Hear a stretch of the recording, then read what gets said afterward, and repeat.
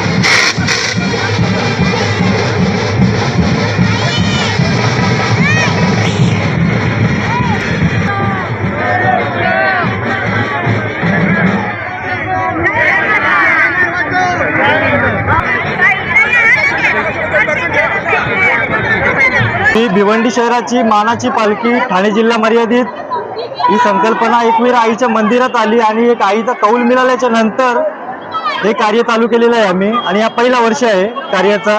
तर तुम्ही आता ही गर्दी बघू शकता. हा मिळालेला आम्हाला आईचा कौल आहे आणि एक आनंदाचा उत्साह सुद्धा इथे साजरा झाला आहे का 40 ब्रास बँड पथक हे भिवंडी शहराचे इथे आणि ठाण्यामधले पण 2 होते ते इथे दाखल झाले आणि त्यांनी त्यांची कला प्रदर्शित केली. त्याबद्दल त्या सर्वांचे हार्दिक स्वागत आणि अभिनंदन. आणि एकवीर आई माऊलीचं जे पालखी सोहळा आहे त्याच्यामध्ये उत्साह आणण्याचा जो प्रमुख जो काम आहे ना तो ब्रास बँडवाल्यांनी केलेला आहे. तर प्रथम मी त्यांचे सर्वांचे कौतुक करतो आणि जमलेले माझे सर्व भिवंडीकर आणि माझे खारभाऊ ग्रामस्थ यांच्यामुळे आज या खारभाऊ गावाचं पण या पालखीच्या निमित्ताने नाव रोशन होते आणि आमची गावदेवी कालिका माता जिच्या मंदिरातनं ही पालखी निघाली प्रस्थान झाली.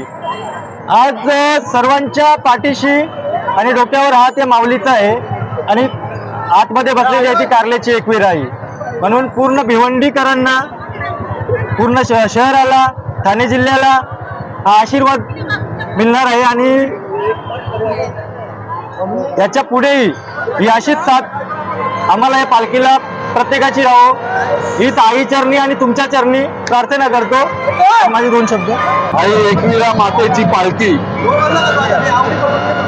ग्रामदेवता कालिका मातेच्या मंदिरातून आज प्रस्थान होत आहे.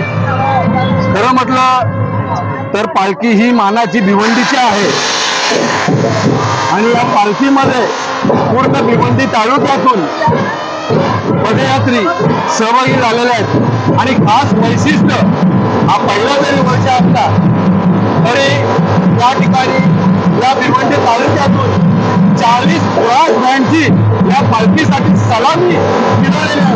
हे खास या पालखीचं वैशिष्ट्य आहे. खरोखर आज जल्लोषात तुम्ही पाहिला असेल तिथे किती रोषणाई आहे आणि किती ब्रास बँडचा आवाज आहे. खरोखर या खारभाऊ गावाला हा जो मिळालेला मान आहे तो यापुढेही असाच राहो. आम्ही कालिका चरणी आणि ग्रामस्थांना आणि पूर्ण भिवंडीवासियांना आम्ही विनंती करतोय सातत्यपणा याच्यामध्ये राहावं आणि अशी मानाची पालखी भिवंडी तालुक्याची ही खारभाऊ गावातून आई कारल्या चरणी जावी अशी इच्छा आहे.